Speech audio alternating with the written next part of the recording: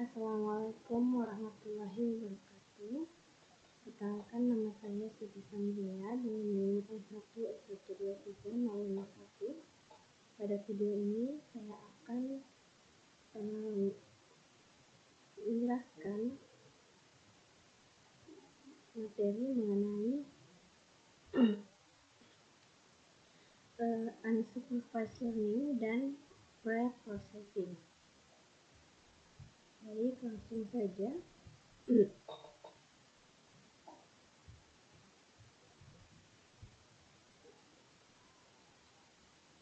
Materi dari unsupervised learning dan pre-processing. Jadi kelompok algoritma pembelajaran mesin kedua yang akan kita bahas yaitu adalah algoritma pembelajaran unsupervised learning. Nah, unsupervised learning ini mencakup semua jenis pembelajaran mesin di mana tidak ada output yang diketahui, tidak ada guru untuk menginstruksikan algoritma pembelajaran. Dalam unsupervised learning, algoritma pembelajaran hanya diperlihatkan data masukan dan diminta untuk mengekstrak pengetahuan dari data tersebut.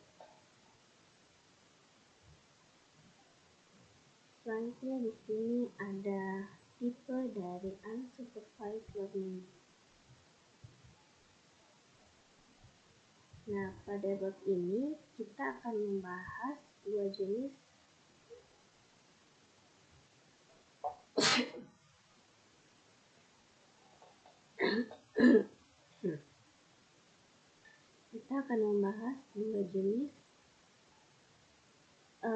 unsupervised learning, yaitu transformasi dataset dan pengelompokan atau clustering.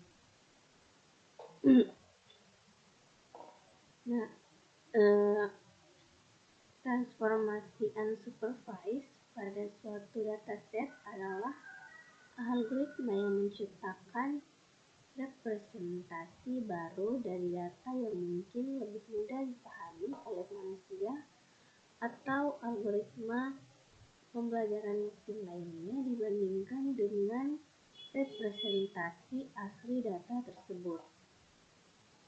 Aplikasi umum untuk transformasi tanpa unsupervised adalah pengurangan dimensi yang mengambil representasi data berdimensi tinggi.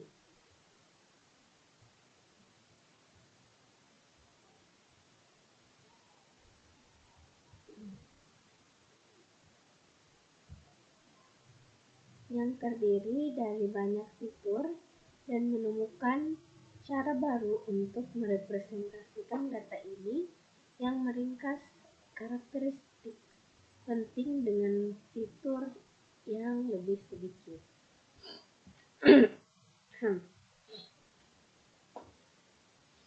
Nah, aplikasi umum untuk pengurangan dimensi adalah pengurangan menjadi 2 dimensi untuk tujuan visualisasi.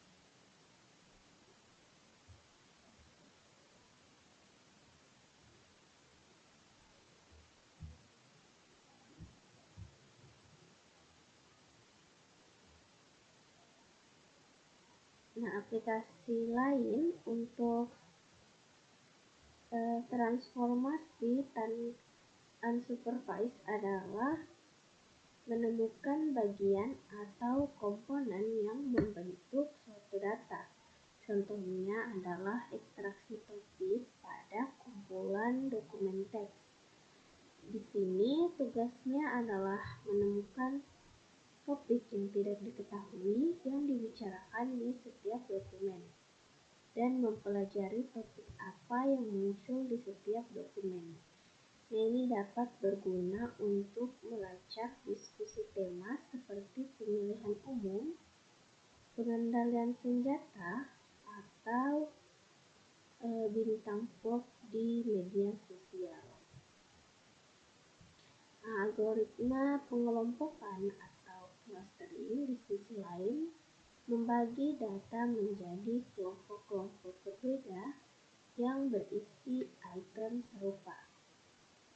Pertimbangkan contoh mengunggah foto ke situs media sosial untuk memungkinkan eh,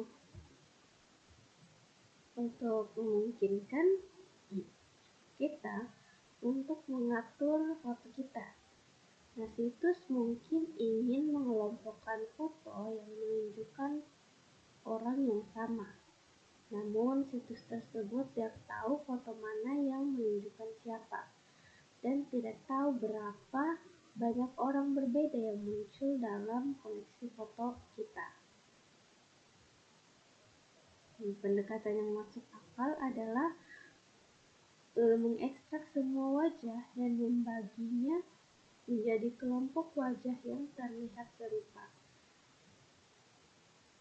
Nah, dengan harapan wajah-wajah ini sesuai dengan orang yang sama dan gambar-gambar tersebut dapat dikelompokkan untuk kita.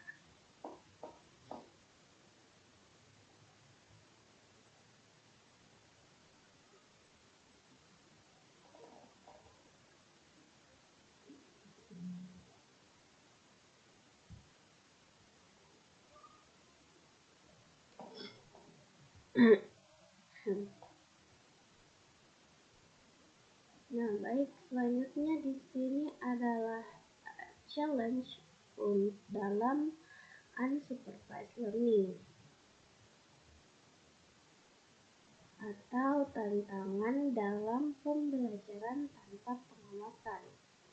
Nah, tantangan utama dalam pembelajaran tanpa pengawasan adalah mengevaluasi apakah algoritma tersebut mempelajari sesuatu yang bermanfaat.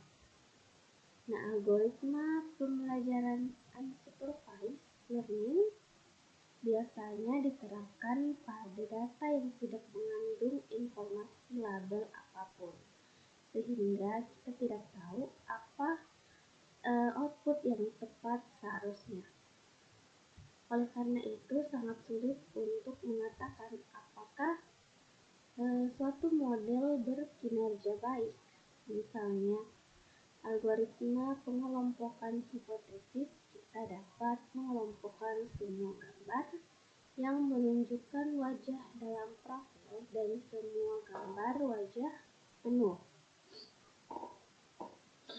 Ini tentu saja merupakan cara yang mungkin untuk membagi kumpulan gambar wajah orang, tetapi bukan itu yang kita cari. Nah, namun tidak ada cara bagi kita untuk memberitahu algoritma apa yang kita cari. Dan seringkali satu-satunya cara untuk mengevaluasi hasil algoritma unsupervised adalah dengan memeriksanya secara manual.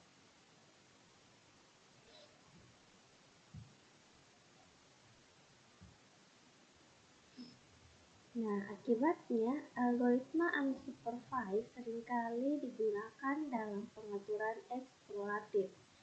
Ketika seorang ilmuwan data ingin memahami data yang lebih baik daripada sebagai bagian dari sistem otomatis yang lebih besar. Nah, aplikasi umum lainnya untuk algoritma unsupervised adalah sebagai langkah pra-pemrosesan untuk algoritma dengan pengawasan.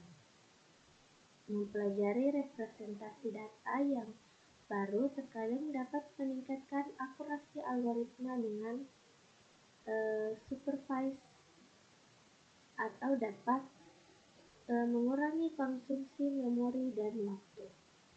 Sebelum kita mulai dengan algoritma unsupervised yang sesungguhnya, kita akan membahas secara singkat beberapa metode pra-pemrosesan sederhana yang sering digunakan. Meskipun pra-pemrosesan dan scaling sering digunakan bersamaan dengan algoritma pembelajaran supervised, metode penskalaan tidak memanfaatkan informasi supervised sehingga menjadikannya unsupervised.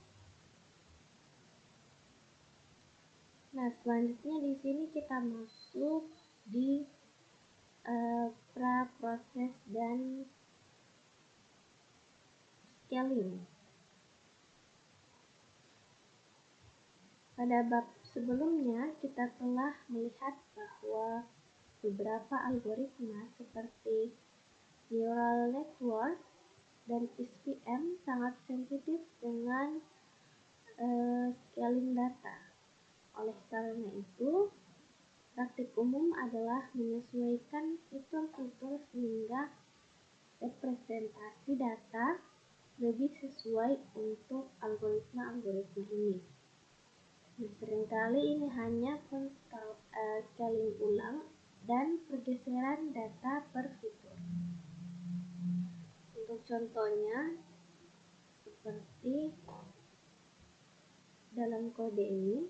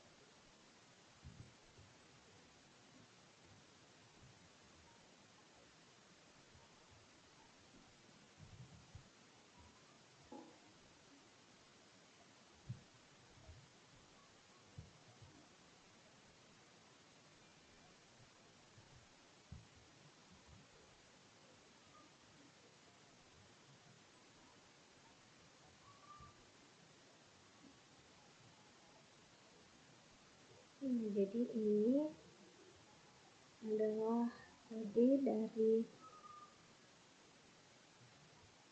modul, yaitu angular.plots.plot_scaling.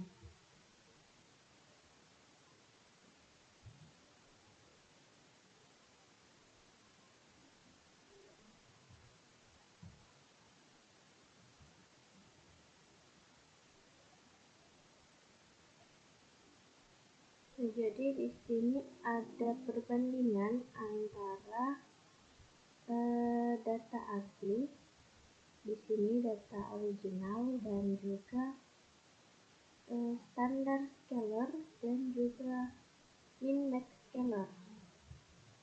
Kemudian ada robust scalar dan normalizer. Ada perbandingannya di situ. Nah, selanjutnya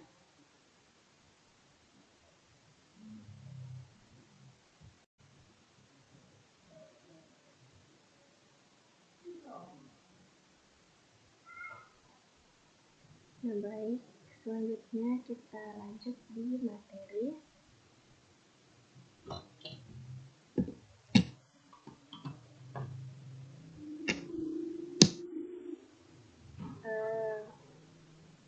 Berbagai jenis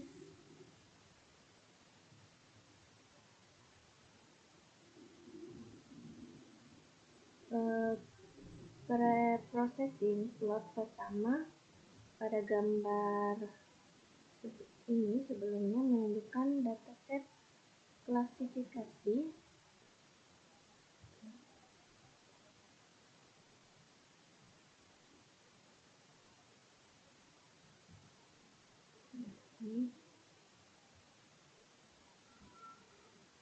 menunjukkan bahwa dataset klasifikasi dua kelas sintetis dengan dua fitur. Fitur pertama yaitu nilai pada sumbu X berada antara 10 dan 15, dan fitur kedua yaitu nilai sumbu Y berada antara sekitar 1 dan 9.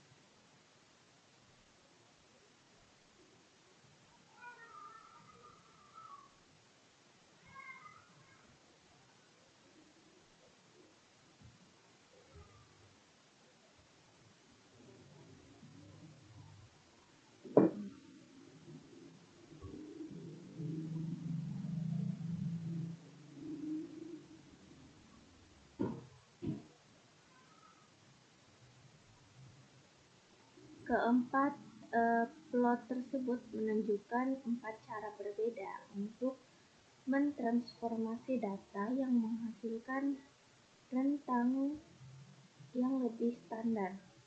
Nah, standar scalar di scikit-learn memastikan bahwa untuk setiap fitur rata-ratanya adalah 0 dan variansnya adalah 1, sehingga semua fitur memiliki besaran yang sama. Namun, scaling ini tidak menjamin nilai minimum dan maksimum tertentu untuk fitur-fitur tersebut. Robust scalar bekerja mirip dengan standar scalar karena memastikan properti statistik untuk setiap fitur yang menjamin bahwa fitur-fitur tersebut berada pada skala yang sama. Namun,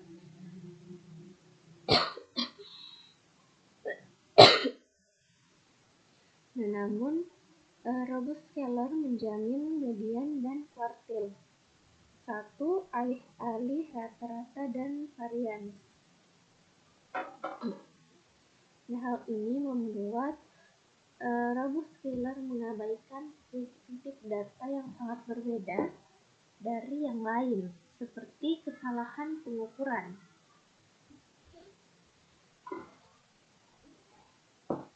Nah, titik data yang aneh ini juga sering disebut sebagai outlier dan dapat menyebabkan masalah bagi teknik scaling lainnya.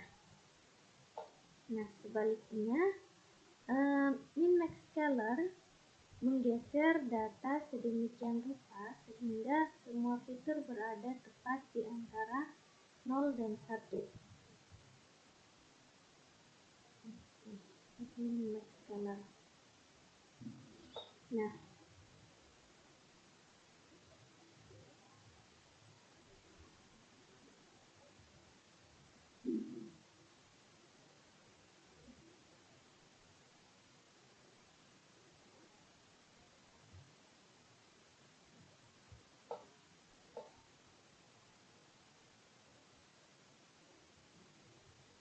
yang terakhir yaitu normalizer, yaitu ini.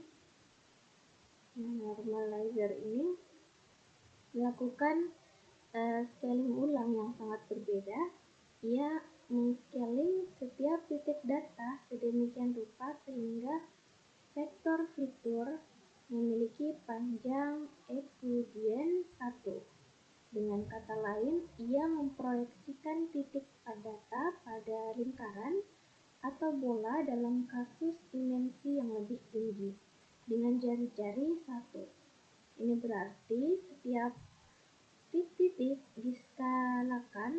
di-scaling dengan data yang berbeda dengan kebalikan dari panjangnya.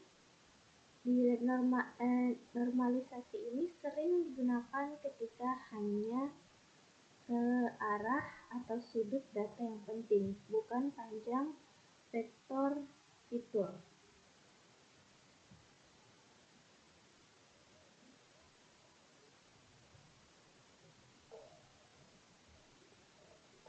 Nah, selanjutnya kita menerapkan transformasi data. Nah, setelah kita melihat apa yang dilakukan berbagai jenis transformasi, kita akan terapkan menggunakan scikit-learn. Kita akan menggunakan dataset kanker yang telah kita lihat juga sebelumnya. Metode preprocessing seperti scalar biasanya diterapkan sebelum menerapkan algoritma supervised learning. Sebagai contoh, katakanlah kita ingin menerapkan kernel SVM pada dataset kanker dan menggunakan min-max scalar untuk pemrosesan data, processing data. Nah, kita mulai dengan memuat dataset kita dan membaginya menjadi set pelatihan dan set pengujian. Kita membutuhkan set pelatihan dan pengujian terpisah untuk mengevaluasi model supervised yang akan kita bangun setelah pre-processing.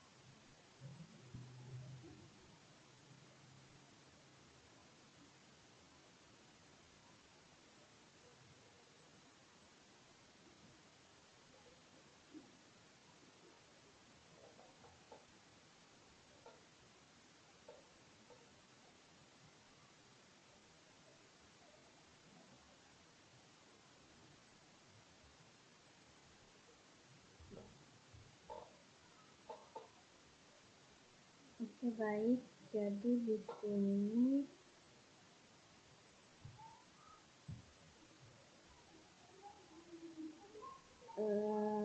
kodenya adalah from sklearn dot dataset import plot breast cancer from sklearn model selection import try test split cancer sama dengan plot breast cancer. Kemudian ya try extrain, y-test, y-train dan y-test. Di sini kita split sehingga kita print di sini extrainnya yaitu 426 dan x-testnya 143.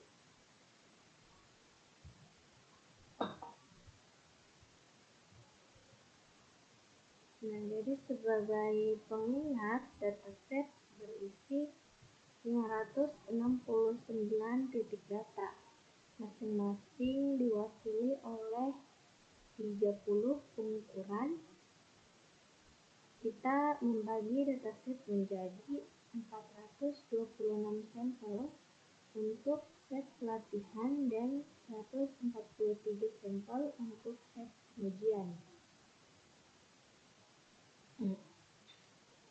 Nah, kemudian seperti halnya supervised learning yang sebelumnya kita buat, pertama-tama kita mengimpor kelas yang mengimplementasikan pre-processing, lalu membuat instance-nya.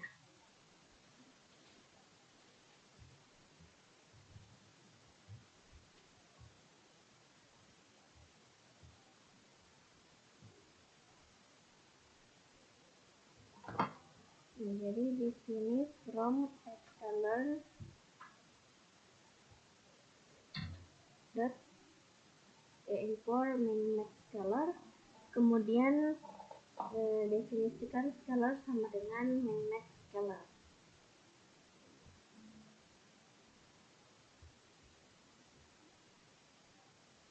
Nah, kemudian kita sesuaikan scalar menggunakan metode fit yang diterapkan pada data pelatihan. Untuk min-max scalar, metode penyesuaian menghitung nilai minimum dan maksimum dari setiap fitur pada set pelatihan. Nah, berbeda dengan pengklasifikasi,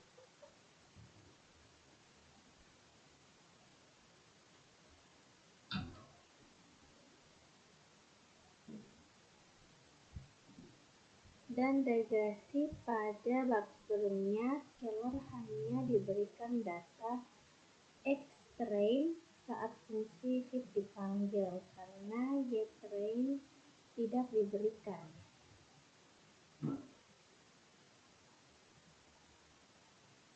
Nah, ini selanjutnya kita pakai di sini fungsi fit.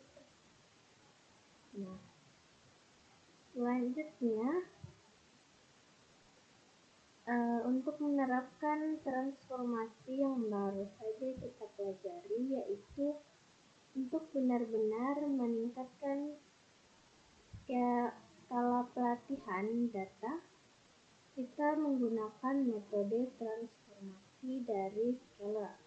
Metode transformasi digunakan dalam scikit-learn setiap kali sebuah model mengembalikan representasi data yang baru.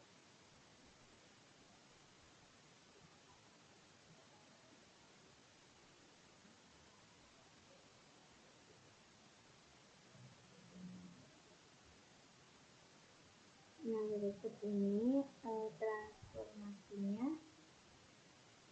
menggunakan scaling.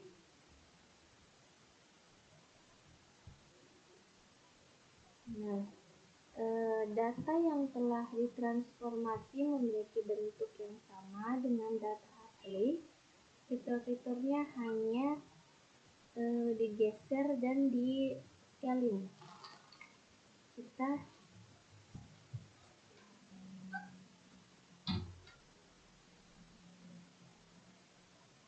kita menerapkan SVM pada data yang telah di-scaling, kita juga perlu mentransformasikan set data uji. Ini dilakukan lagi dengan memanggil metode transform, namun kali ini pada XS. Nah, seperti ini.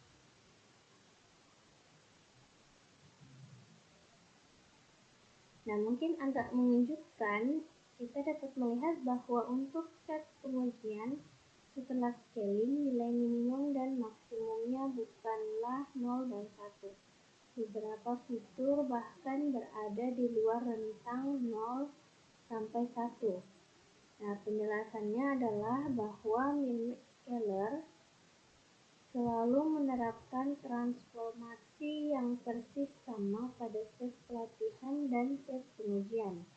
Ini berarti metode transformasi selalu mengurangi nilai minimum set pelatihan dan membaginya dengan rentang set pelatihan, yang mungkin berbeda dari nilai minimum dan rentang untuk set pengujian.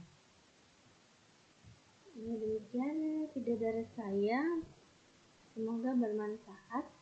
Wassalamualaikum warahmatullahi wabarakatuh.